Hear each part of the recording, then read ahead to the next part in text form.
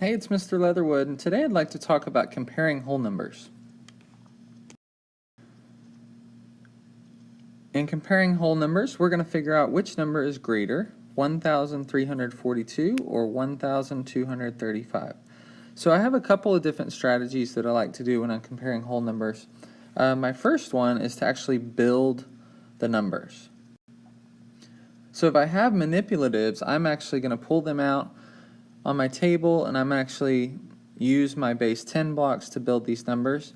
I don't have those right now, so I'm going to draw some pictures. Okay, so I've built 1,342 and I've built 1,235. So you'll notice I have my thousands here. So this whole place right here. I have my hundreds right here. I have my tens lined up, and I have my ones lined up. My ones got kind of big. So now what I can do, a lot of times what I like to do is I'll try to cover these things up. So for instance, let's make a little box here. So I'll say, okay, let's see if I can make it bigger. No, okay. So I can cover up this stuff here, and I can look at just the thousands place. And I say, well, I have 1,000 and 1,000. So those are equal so far. Notice that when I'm comparing, I start at the highest place value. So I don't start way over here at the ones place. I want that to be the last place I look. I want to look at the highest place value, which is the thousands. So I see that I have 1,000 up here and I have 1,000 up here. So far, the number is equal for me. So then what I'm going to do is I'm going to move my card over, or my hand, or however I'm doing it, and I'm just going to look at my hundreds place. So when I look at my hundreds place up here, I see that I have 300, because my number is 1,342. And when I look down here at the bottom, I see that I have 200. So then I can stop. I know that the thousands place was exactly the same, but when I got to the hundreds place, I could see real easy, oh, I have 3 up here and 2 up here, so that means 1,342 is going to be my greatest number.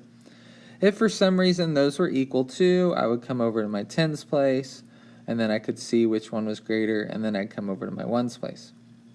So that's one way that I really like to do it. I love to build. I love to draw things. I love to have manipulatives to figure this out. So if I can, I'm either going to draw it or I'm going to build it, is probably my first strategy. My second strategy is just to use the numbers.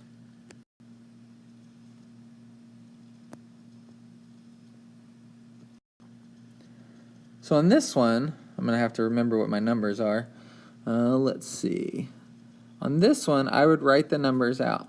So 1,342, and then I've already forgotten my other number. Let's see what was it.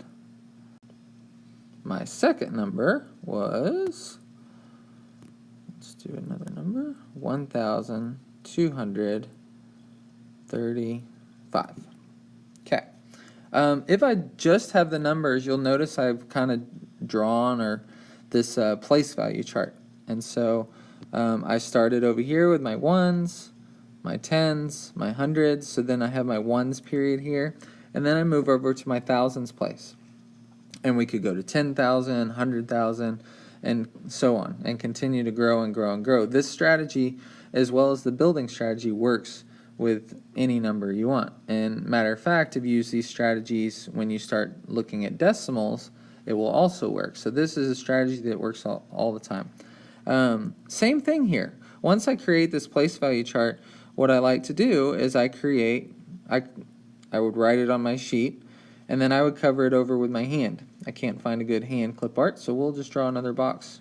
You could use a piece of paper, maybe an index card, whatever you want for this. So I'm going to write them up, and again, I'm going to look at the highest place value. So for me, in this problem, I have thousands. And again, they match. I have a 1 and a 1, so both of these numbers have 1,000 in them. So that doesn't help me decide which one's bigger.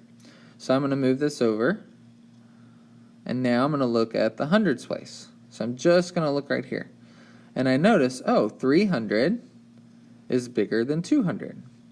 So again, that tells me that this number is going to be my greatest. Okay, 1,342 is going to be greater than 1,235. So again, this is a good strategy. If you don't want to build things or don't want to draw stuff, you can just start lining up your numbers. And when you start doing 3 numbers and 4 numbers, you're comparing, maybe you have one of those problems where they're maybe in a swim meet or track meet, and they're trying to say, okay, who is the fastest, who is the slowest. Once you get to those types of problems, you may be comparing 2 or 3 numbers, maybe 4 numbers, and both of these strategies work really well for that. So hopefully this helps. Thank you and have a great day.